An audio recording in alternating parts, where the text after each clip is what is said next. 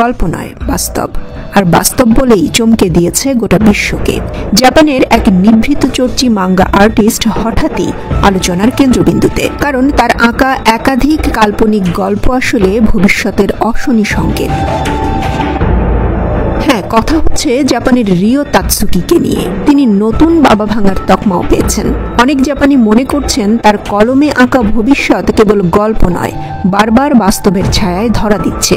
1999 সালে প্রকাশিত তার বই ওয়াটশি গা মিতা মিরাই, অর্থাৎ দ্য ফিউচার আই সি, এতে তিনি উল্লেখ করেছিলেন এমন কিছু ঘটনার কথা যেগুলো একের পর এক সত্যি হয়েছে। প্রিন্সেস ডায়ানার মৃত্যু, ফ্রেডি মার্কারির চলে যাওয়া, 2021 সালে জাপানে ভূমিকম্প এবং সুনামি, এবং সব শেষ করোনা মহামারী।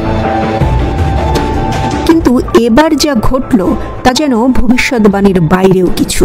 কারণ তাতসুকি তার বইতে স্পষ্ট করে লিখেছিলেন 2025 সালের 5 জুলাই জাপানে আছড়ে পড়বে ভয়াবহ সুনামি।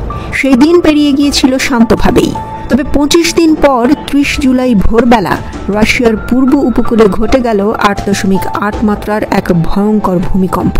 তারপরই শুরু হলো সুনামির দানবীয় তাণ্ডব। রাশিয়ার কামচাটকা উপদ্বীপ থেকে শুরু করে সের্গেই লেবেডেভ সব এলাকায় ঢুকে পড়ে 4 মিটার উঁচু জলোচ্ছ্বাস।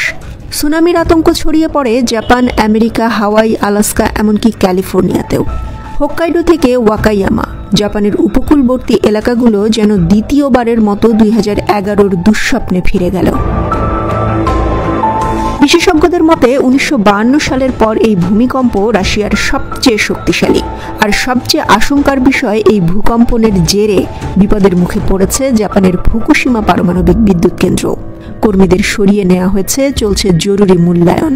এদিকে যুক্তরাষ্ট্র কড়া সতর্কতা জারি করেছে।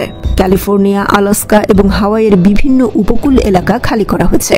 প্রশান্ত মহাসাগরীয় উপকূল জুড়ে বেজে উঠেছে সুনামি অ্যালার্ম।